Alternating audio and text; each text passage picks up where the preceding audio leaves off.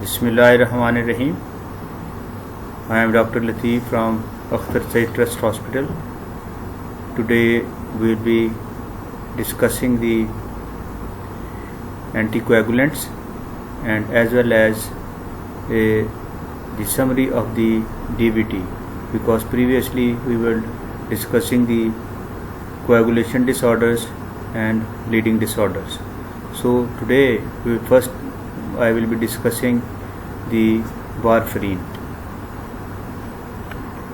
Bismillahirrahmanirrahim. First, the learning objectives. As usual,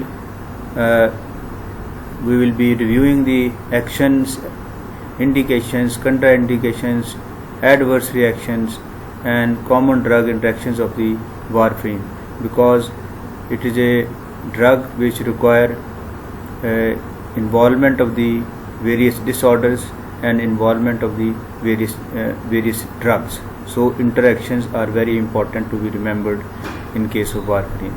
And we will also provide effective patient education while offering the warfarin to the patients, because it entails upon the patient to report to the treating physician whenever the problem arises, maybe the maintenance of the INR, etc., or some other problem. And also to understand general concepts in the warfarin dosing. It is very important and crucial. And we will also be able to use vitamin K appropriately. The mechanism of action is of the warfarin is mainly in the liver, and because it is a VKA drug, vitamin K antagonist, therefore it will be combating the vitamin K dependent coagulation factors, which are factor 2, factor 7, factor 9 and 10. And the warfarin hits at the works as a VKA, therefore impeding the functional capability of these clotting factors, factor 2, factor 7, factor 9 and factor 10. Now you see both the intrinsic and extrinsic pathways, they commonly reach at a site where factor 10 and factor 5 they unite, and ultimately the factor 10A becomes active, and then prothrombin converted into thrombin, and thrombin then converts the fibrinogen into fibrin, which is a clot formation.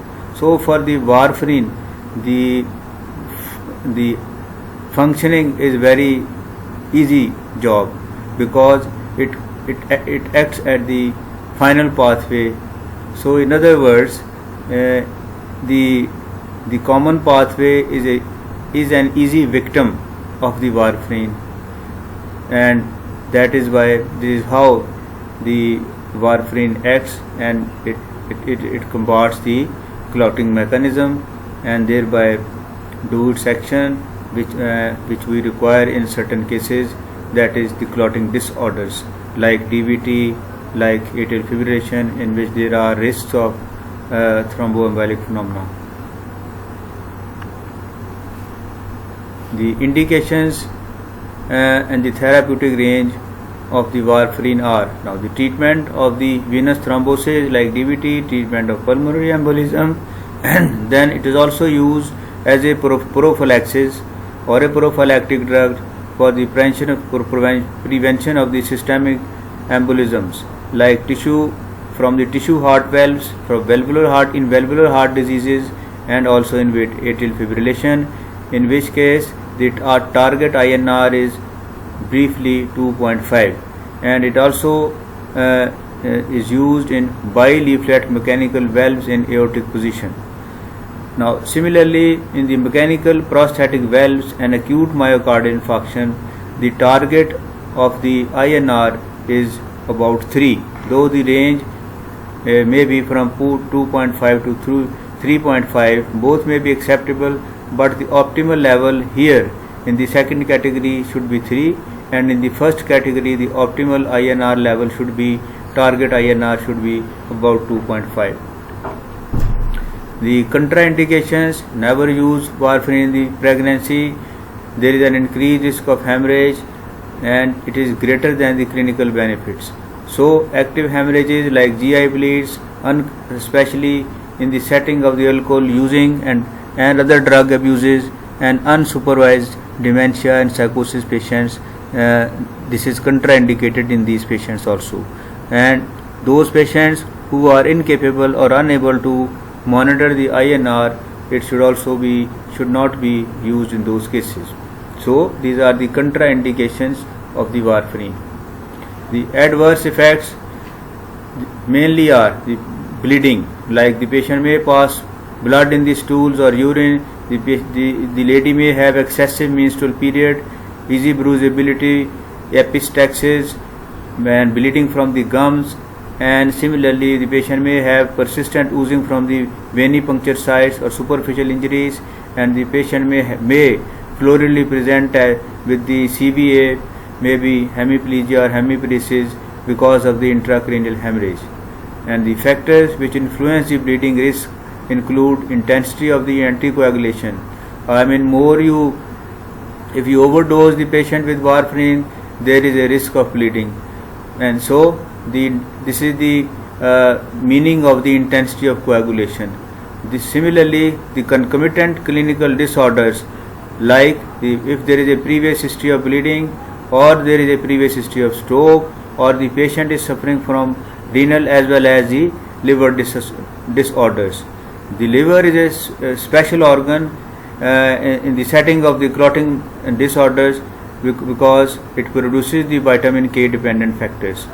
So if there is renal and liver insufficiency, you have to be take care of, because there is more risk of bleeding. Similarly, those patients who have high blood pressure, especially the paroxysmal hypertension which cheats the patient may be forgetful of, and the patient, if for example the patient has a sudden shoot of hypertension like 200 by 120 or 200 by 1, the patient, and simultaneously the patient is on the warfarin also, so the patient may bleed, and especially the patient may land to you with the intracranial hemorrhage.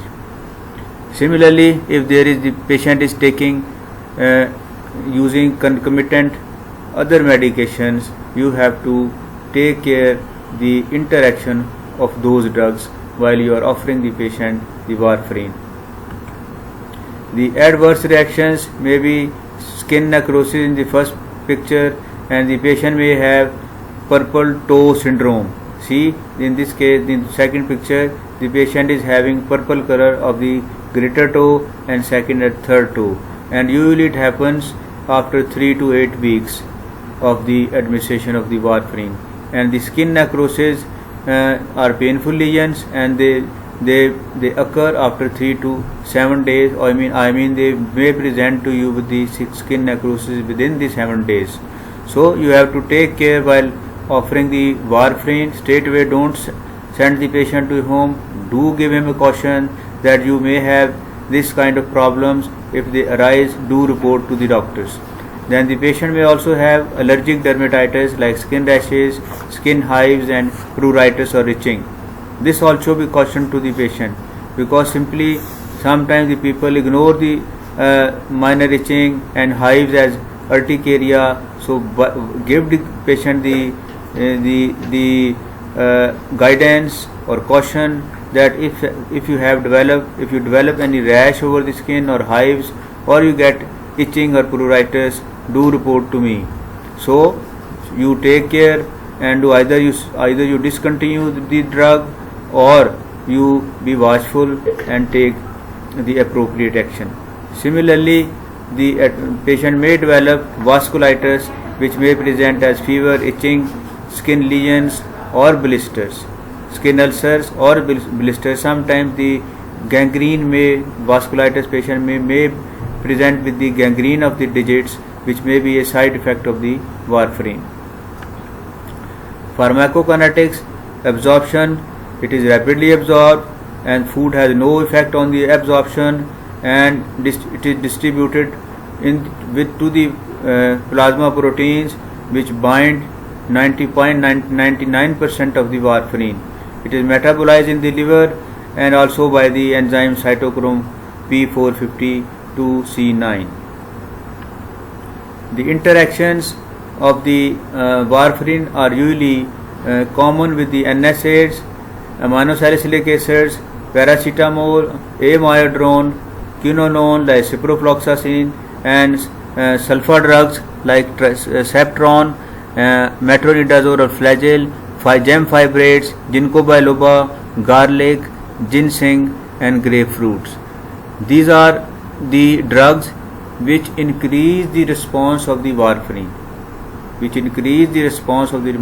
Remember, so whenever, if as per compulsion, you have to give these drugs, you will have to reduce the dose of the warfarin, because they increase the effect of the warfarin or response of the warfarin. So you have to give the lesser dose of these drugs also, because they increase the effect of the warfarin. So reduce the dose of the drugs on the right side. Then those which decrease the warfarin response are anti-epileptic drugs like phenobarbital, carbamazepine, available with the name of Tegral and Phenytoin, and similarly the vitamin K rich foods like green leafy vegetables. They decrease the warfarin response. So in that case, you will have to increase the dose of the warfarin if the patient is getting anti-epileptics, being a patient of the epilepsy, or for any reason you are offering the patient the anti-epileptics and similarly the vitamin K rich foods. So they decrease the response of the warfarin, and therefore you will have to increase the dose of the warfarin. Then because there are the aim of the doctor while sending the patient on warfarin is to keep the range of the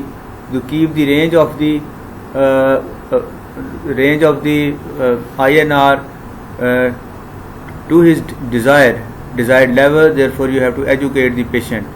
Now teach basic concept of safe effective anticoagulation, discuss importance of the regular INR monitoring, because if it doesn't come, either the INR may be low or may be high and the patient keeps on taking the warfarin. The counsel on use of other medications like alcohol, and prohibit the patient from using the alcohol. Similarly, develop creative strategy for improving compliance. Evening, same time, and the drug is given in the blister packs or dosages. Now there is a wide range of the warfarins.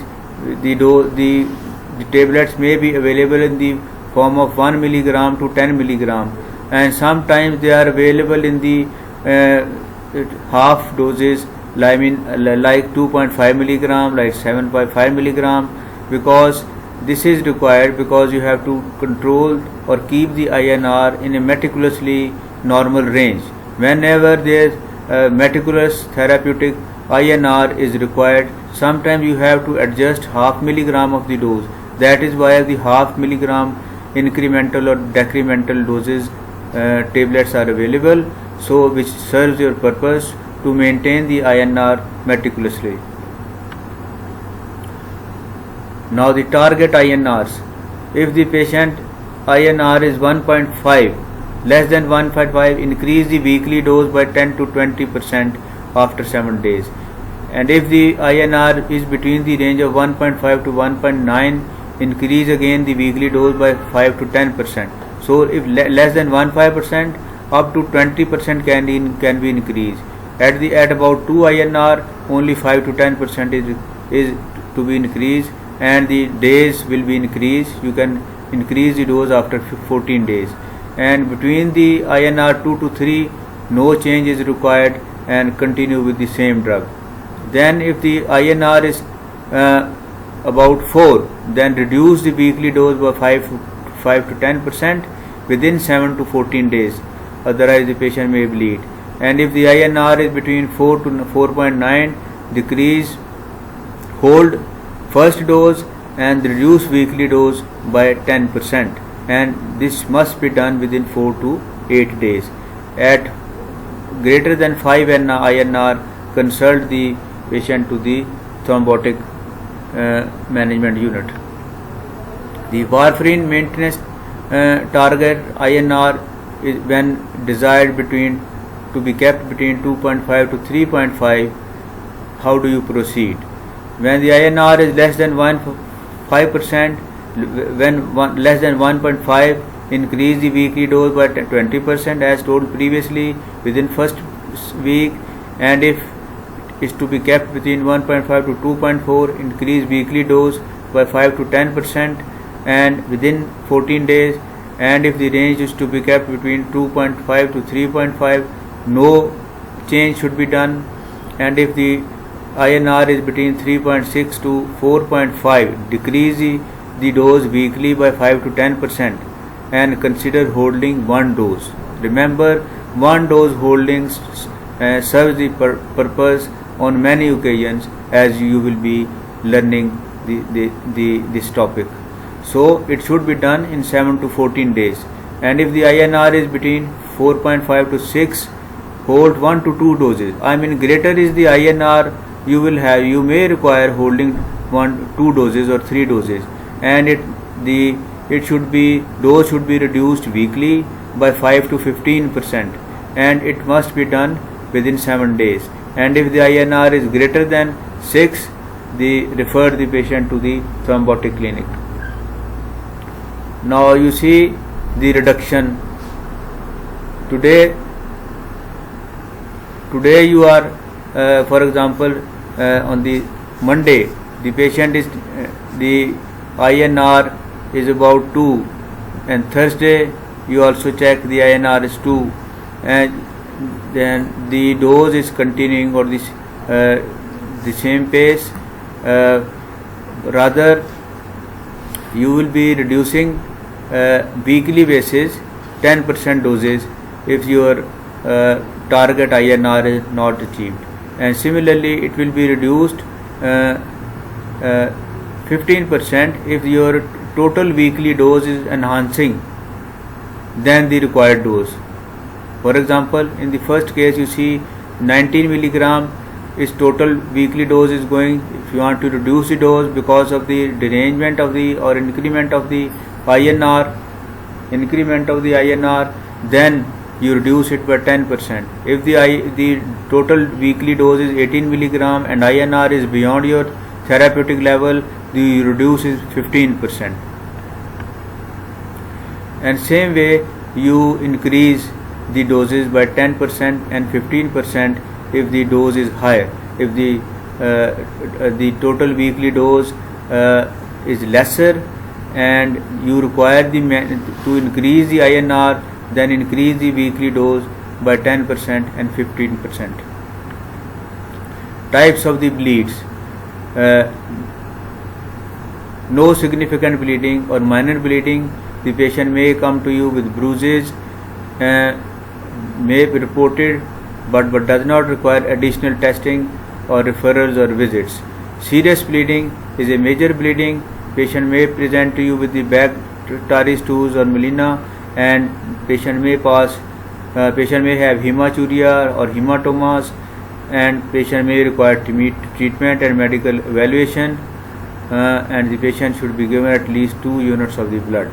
When the patient present to you with the severe bleeding or life-threatening bleeding like intracranial hemorrhage or retroperitoneal bleeding, which may be detected by a patient going into the shock and sometimes distension of the abdominal cavity leading to cardiac arrest, or the patient requires surgical or angiographic intervention or irreversible sequelae. So these are the life-threatening bleedings with which the patient can present to you because of the warfarin. So remember, this is a lethal drug if it is not monitored, or if the patient does not report to you and his compliance is poor. His compliance as far as the checkup of the INR is concerned, he does not check it, get it checked, and he doesn't report to you in the follow-up. The patient may come to you with the life-threatening bleeding in the setting of the comorbidities, or if the patient is taking the other drugs because of the comorbidities. In those patients, there is a risk of the life-threatening bleeding. Now, dose adjustment. If low risk of bleeding, omit 1 to 2 doses. Monitor INR frequently. Resume warfarin at a reduced dose, 10 to 20% than the original dose when the INR is as the therapeutic range. And the INR is between 5 to 8.9. There is high risk of bleeding. Omit 1 dose. Offer vitamin K 2.1 to 2.5 milligram orally. Check INR again within first 24 hours. If still high, give additional vitamin K 1 to 2 milligram orally. This may stop the bleeding. So keep the importance of the vitamin K also. It is a very potent drug. You see, the INR is between the 5 to 9, and you have offered only 2 doses of about 2.5 milligram and 1 to 2 milligram of vitamin K, and it can stop the bleeding. And along with the holding of the 1 or 2 doses of the warfarin, and you offer 2 doses of the vitamin K, your job is done. I mean, the serious bleeding may be stopped. So this is a potent drug, vitamin K, and it combats the warfarin very actively. If the INR is greater than 9, but there is no significant bleeding, hold warfarin simply and administer vitamin K 5 to 10 milligram per oral, and check INR in 24 hours. If still high, administer vitamin K 1 to 2 milligram per oral. Now, initial dose at INR 9 is 5 to 10 milligram, and the second dose of vitamin K is 1 to 2 milligram orally, and then you can resume the warfarin at low doses, again highlighting the importance of the vitamin K. That is, it is a very lovely drug, very potent drug, and you see it simply a tablet of 5 to 10 milligram or 1 to 2 milligram, and a greater job is done. I mean, a small tablet can check the serious bleeding or significant bleeding. In serious bleeding, any INR, hold warfarin, give vitamin K 10 milligram slowly plus fresh frozen plasma or prothrombin complex concentrates depending upon the urgency. The patient is seriously bleeding and you assess that oral dose will take 24 hours, so you offer the vitamin K IV and then simultaneously give FFP and prothrombin complex concentrate. It will stop the bleeding, and then you can repeat the vitamin K every 12 hourly as needed if the bleeding is not stopped. In the life-threatening situations of bleeding at any INR like 8, 9, 10, 6, 7, for example, some patients bleed at 6, 7, some patient at 5, 4, some patient at 10. So the INR is immaterial, the bleeding is meaningful. It is especially if it is life-threatening. Hold the warfarin, give prothrombin complex concentrate or recombinant factor 7A as an alternative, and which is supplemented with the vitamin K 10 milligrams IV slowly, and it may be repeated once again as per your requirement, that is if the bleeding is not stopped. Vitamin K injections are available 10 mg per ml, 2 mg per ml in the vial form. Tablets orally are also available, which can be offered orally, and you can, if the injection has to be given, it can be given intramuscularly as well as IV, and do not administer subcutaneously. Elimination half-life is 26 to 193 hours. So it is very effective even in the oral form, and in the IV form it is a classical drug because its half-life is about 193 hours. Summary: use your clinical judgment. I mean, see the therapeutic index, see the level of bleeding, it is minor, moderate or serious or life-threatening, and do the accordingly action. And educate the patient while sending in home on warfarin that he should check the INR, he should report to you for any side effects or complications, and so that you keep on adjusting the warfarin doses for better management of the patient and better quality of the life.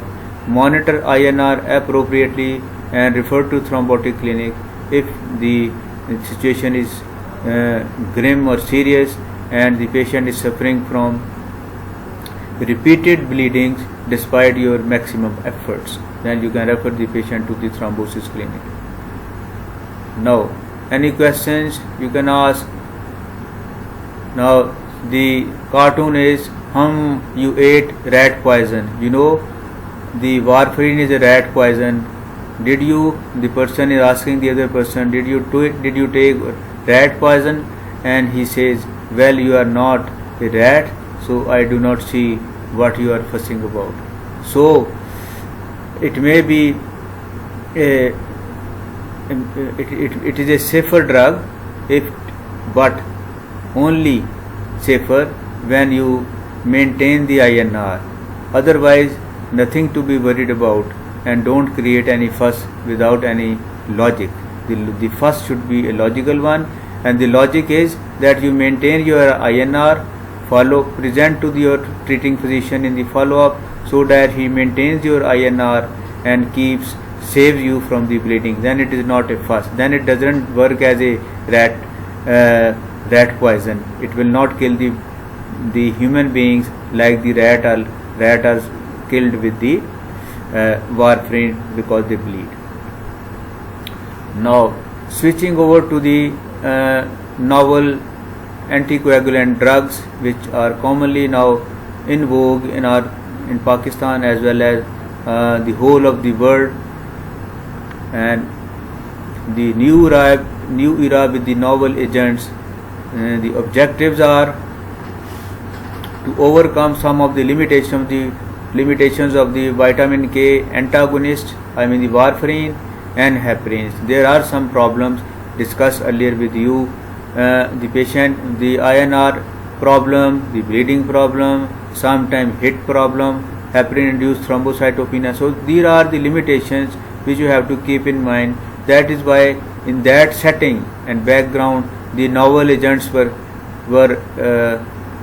created, innovated, produced, and they have been in use for quite a long time, and they are very effective. They are because they are obtained by chemical synthesis different from the animal source. No heparin-induced thrombocytopenia, no need for routine anticoagulant monitoring, minimal or no influence of the co-medications and diet, and the cost of the treatment is slightly rather more reasonably higher. No, I should not use the word reasonable, but the cost is higher compared to the warfarin. Warfarin is very cheaply available drug, whereas the rivaroxaban and dabigatran, they are the costlier drugs as far as our society is concerned. Now, we are comparing the multi-target drugs and single-target drugs. On the left limb, the proven antithrombotic activity of the multi-target drugs like anti-10A and anti-2A, which may be heparins, especially low molecular heparins, and you can use them for 20YO, and similarly the vitamin K antagonists, which is warfarin, and you see the actions on the factor 2, 7, 9, 10, protein C and protein S. Compared to this, the single target drug, which means it will hit a single clotting factor or the two clotting factors. So its job is easier than the heparin. Heparins may be low molecular weight heparins or unfractionated heparins. Their target is multiple sites of the clotting pathways. The target of the single novel agent is single clotting factor. So they are selective anti-10A or anti-2A drugs, unlike fondaparinux, which may be fondaparinux and idrabiota-parinux, hirudin and bivalirudin, and otamixeban. These are the parenteral drugs, single target drugs. With apology, I correct that these are the single target drug and which have proven anti-thrombotic activity, and they act through anti-10A or anti-2A. Now, the mentioned drugs are parenteral drugs. Now the oral novel agents are rivaroxaban, apixaban, endoxaban, and dabigatran. These are actually the beautiful drugs which we are using today in Pakistan. Now, new direct thrombin inhibitors and factor 10 inhibitors. These are the drugs which I have mentioned in the previous slide. Dabigatran is a direct thrombin inhibitor. Apixaban is a 10 anti-factor 10A. Similarly, enoxaban is anti-factor 10A. Rivaroxaban is again anti-factor 10A inhibitor. And biotinylated idraparinux, also a factor 10A enemy or antagonist.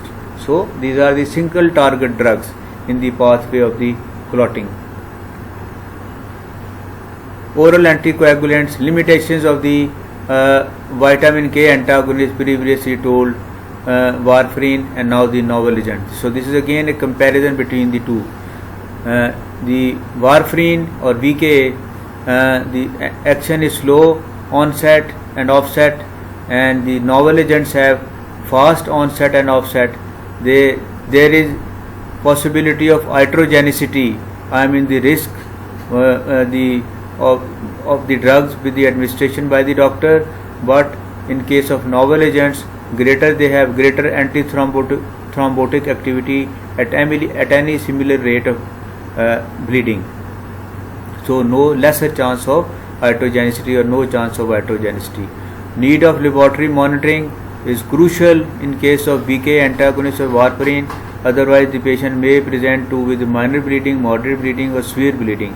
Whereas in case of novel agents like rivaroxaban, no routine coagulation monitoring is required, and the VKAs have no predictable response, whereas the pharmacokinetics of the rivaroxaban and dabigatran, their pharmacodynamics and pharmacokinetics are predictable. I mean their absorption, the response of the body. This is the meaning of these two terms, which they are predictable. The VKAs have narrow therapeutic window and the novel agents have broad therapeutic window.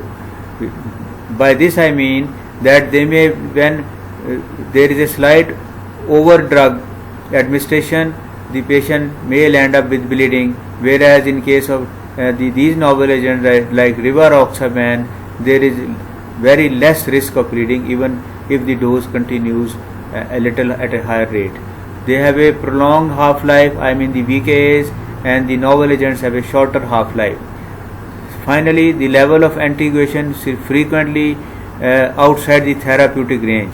This is the main problem or concern with the warfarin or VKAs, whereas there is a minimal influence of the co-medications and food with the novel agents like rivaroxaban and dabigatran. And there is lack of specific, but the problem or drawbacks of the rivaroxaban and dabigatran, the drawback, they do have some drawbacks, which are they have no antidotes. There is sometimes a rebound hypercoagulation, but the incidence of hypercoagulation is very less. They are less active than VKAs, I mean warfarin, in the prevention of acute MI.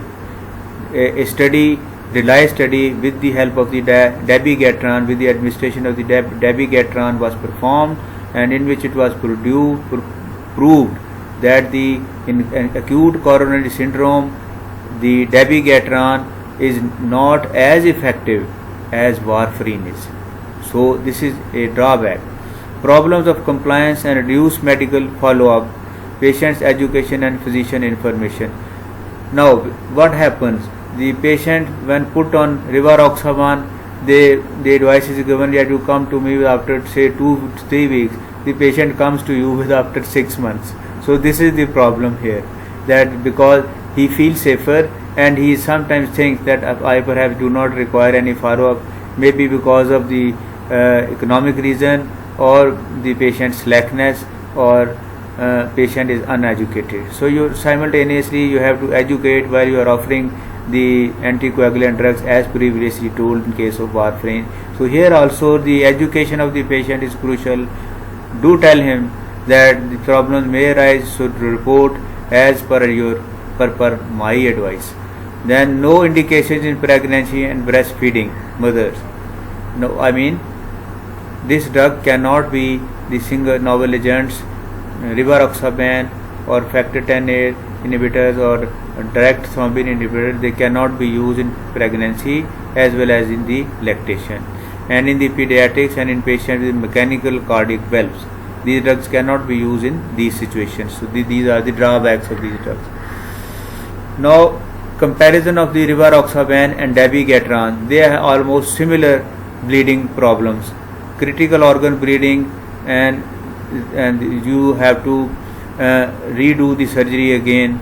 So sometimes the clinical overt bleeding leading to requiring the patient to transfusions greater than 1 Paxil or hemoglobin drop greater than 2 gram per deciliter. So in both with the rivaroxaban, the transfusion may be required, and the hemoglobin, because the hemoglobin falls by 2 gram per deciliter. The same way, the almost similar happens with the dabigatran, and the bleeding is related to the site also, but bleeding warrants treatment cessation. So in the dabigatran case, you will have to stop the bleeding, but the Paxil transfusion may also be required with the drop of the hemoglobin by 2 gram per deciliter. So they are almost similar, but in case of dabigatran, you may stop the offering the dabigatran while you can continue with the rivaroxaban by transfusing the patient with the Paxil to raise the hemoglobin or correction of the anemia. Then advantage of these novel agents. There is a comparison between rivaroxaban and dabigatran.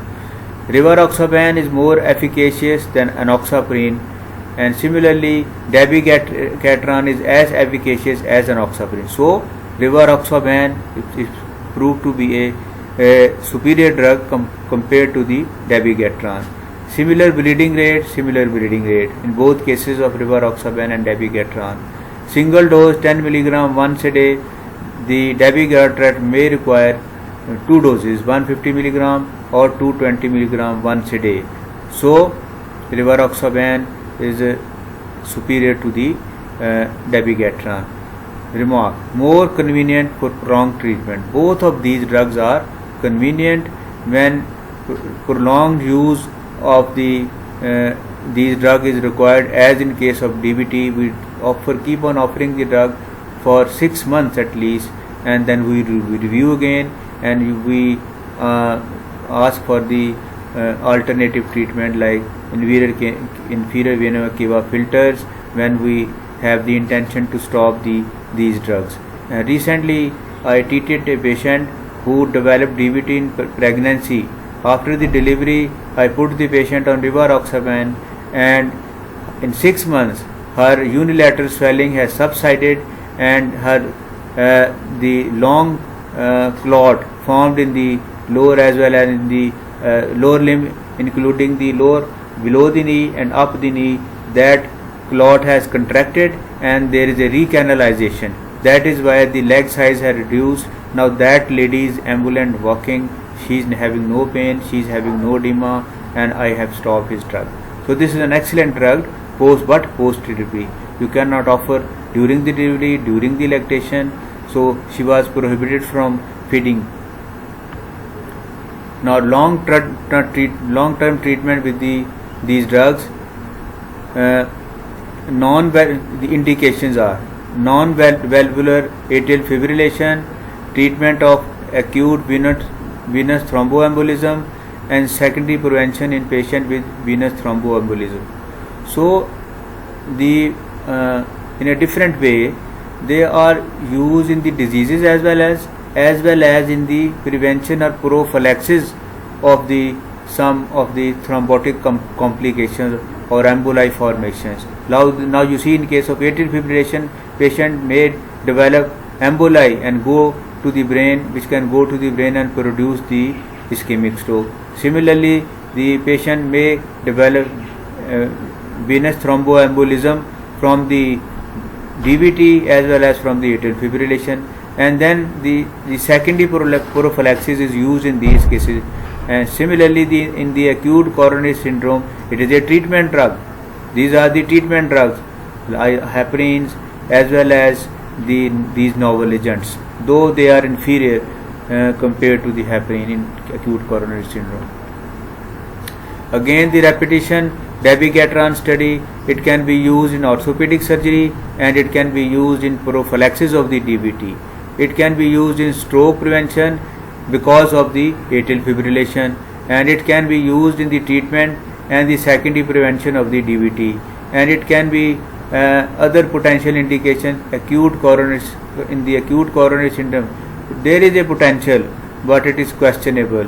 Already discussed, it is inferior in acute coronary syndrome. Both rivaroxaban and dabigatran, they are slightly inferior to the heparins in the acute coronary setting. Now, summary of DVT. The risk factors are age. Higher the age, more are chances. The patient is pregnancy. Pregnancy itself is a hypercoagulable state. Similarly, if the patient is using the anti-pregnancy pills, these can cause the formation of the DVT. And some surgery, especially the cesarean section or pelvic surgery, this can lead on to the DVT. Thrombophilia is a hypercoagulable state in the clotting proteins in the circulation of clotting factors. They become hypercoagulable and there is thrombophilia. Similarly, the antiphospholipid syndrome, which may be a component of SLE or may be independent, and the membranes become immunogenic and antibodies are activated or produced, and there is activation of the clotting factors, and the patient can develop DVT. Similarly, the bed-bound patient, because of some disability like CVA, difficulty walking, motor neuron disease, paraplegia, paraparesis, and many other disorders in which the patient is incapable of walking, this immobilization can lead on to this is one of the commonest causes, I tell you. The immobilization, prolonged bed-bound patient, they have high chances of developing the DVT. Similarly, the carcinomas and thrombocytopenias can also produce DVTs. Now we will be imagined to know thrombocytopenia, how does it cause DVT? The mechanism is that the patient, the thrombocytopenias, when they become hyperactive, though they are lesser in number, but they retaliate and sometimes they produce the rebound coagulation formation. So never be forgetful of thrombocytopenia. If the patient is having thrombocytopenia, be careful that it may occur, especially in the setting of heparin-induced thrombocytopenia. Simultaneously, the patient is having HIT or heparin-induced thrombocytopenia, and after a few days the patient present to you the MI, actually because of the heparin-induced thrombocytopenia. Now these thrombocytopenic, these platelets, they become active and they plug or block the coronary vessel, and the patient sometimes comes to with acute severe MI and they do die. So be watchful of the thrombocytopenia. It can be sometimes very lethal, killing the patient with acute coronary syndrome. The signs may be swelling of the unilateral swelling of the leg. The affected limb may be warm when you touch with the dorsal aspect of your hand. The patient may have pitting edema. Homan sign will be positive, which is when you dorsiflex, the patient may complain of cough, pain. It should not be carried out because of the dislodgement of the thrombus in the DVT. Laboratory compression Doppler studies will tell you the presence or absence of the thrombi in the veins. The venography is a gold standard test. Then the thrombophilia test like APC resistance test and factor 8 levels factor 5 Leiden levels, protein C and S levels, because their deficiency can lead to DVT formations, and similarly the D dimer levels will tell you the formation of the DVT. Now treatment are anticoagulants. Once you have completed the therapy of the anticoagulation, then you advise the patient after 6 months that you should get the implantation of the inferior vena cava filter permanently, so that you can become safe of the VTE phenomena, which means you can become safe of the, or you can get rid of the VTE, venous thromboembolism. I mean, the patient may develop pulmonary embolism, patient may develop stroke because of the thromboembolic phenomena. If you implant the IVC filter in case of DVT, the patient, you can stop the phenomena. Now the palpations are palpation of the pulses in case of the unilateral swelling or DVT. Now again, the right leg is swollen, it is erythematous, it has prominent veins, superficial, and so whenever the patient presents you with the unilateral swelling, always consider of DVT, especially by taking the history. Now in RELY study on the atrial fibrillation, the comparison was made between dabigatran and warfarin. Now you see the disparity or the benefits. Now the dabigatran is more beneficial because the stroke events are reduced. Similarly, the intracranial hemorrhages were lesser in number, and similarly, but the myocardial infarction were lesser in case of warfarin. That is why I earlier told you that the in MI or acute coronary syndrome, warfarin is superior to dabigatran or rivaroxaban. Now comparison between rivaroxaban and placebo in the bleeding setting.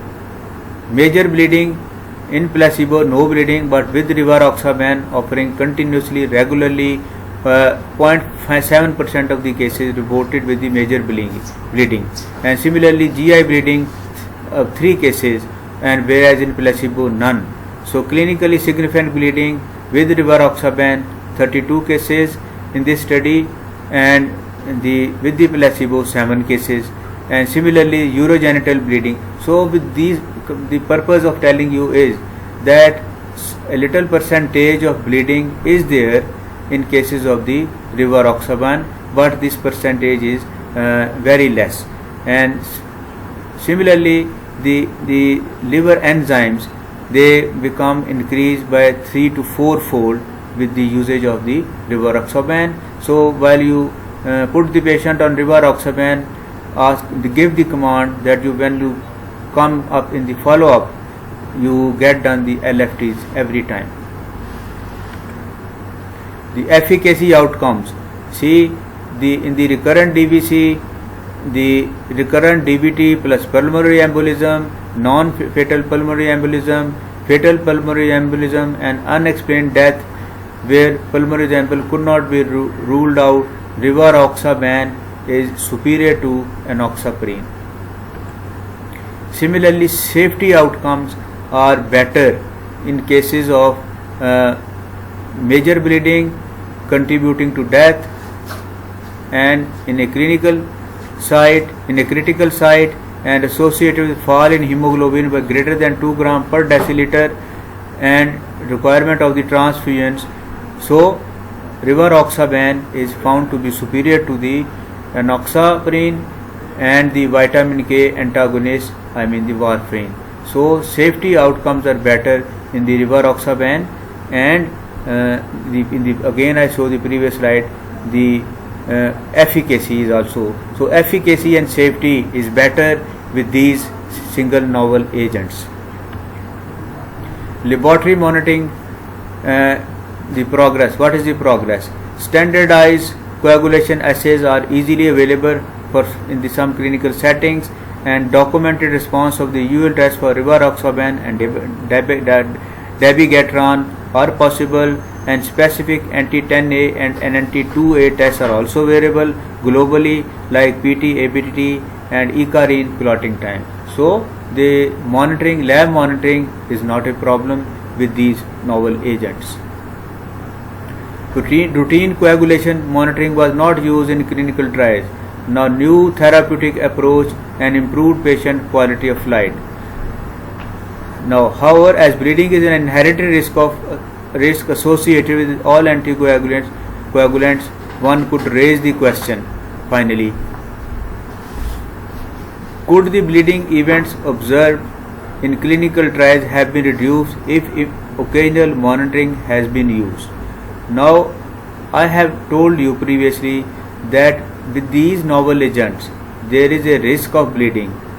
Now, the notion has arisen that if you monitor the patient frequently and advise your patient that you should religiously present to me in the follow-up, the risk of the bleeding can be stopped or not. This is a question.